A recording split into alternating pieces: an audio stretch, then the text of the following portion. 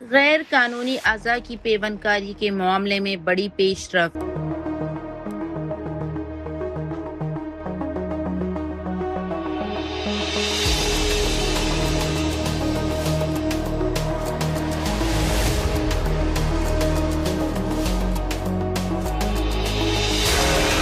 نجی اسپتال کے chief executive officer Shaukat Ali Bangash کو عدالت نے 3 روزہ جسمانی ریمانڈ پر ایف آئی اے کے حوالے کر دیا۔ ایف آئی اے نے عدالت سے 14 روز ریمانڈ مانگا تھا اور اسپتال کے اکاؤنٹ میں 1,33,00,000 کی مبینہ منتقلی کو بھی تفتیش کا اہم حصہ قرار دیا تھا۔ غیر قانونی انسانی اعضاء کی پیوند کاری سے متعلق کیس میں نجی اسپتال کے سی ای او شوکت علی بنگش کو جو ایڈیشنل مجسٹریٹ عدنان رشید کی عدالت میں پیش کیا گیا۔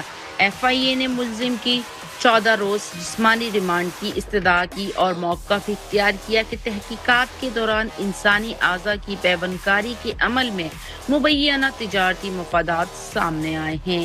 ایف آئی اے کے مطابق ایک ایجنٹ کے اکاؤنٹ سے نجی اسپتال کے اکاؤنٹ میں 1,33,00,000 منتقل کیے گئے، جس سے اس نے معاملے میں مالی لین دین اور مبینہ غیر قانونی سرگرمیوں پر سوالات اٹھا دیے ہیں۔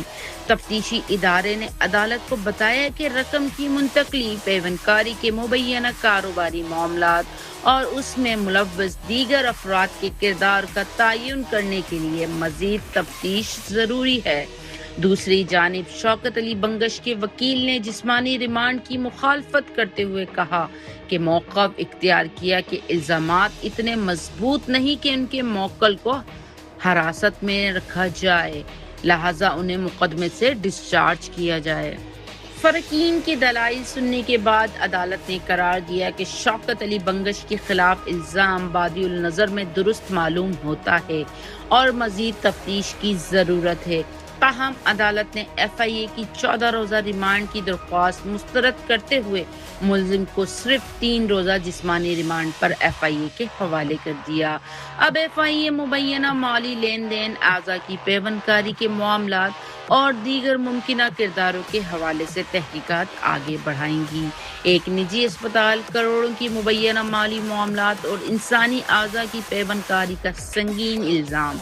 اب ایف آئی اے کی تفتیش بتائے گی کہ 1,33,00,000 کی منتقلی کے پیچھے اصل کہانی کیا ہے اور اس معاملے میں مزید کون کون سے کردار سامنے آتے ہیں۔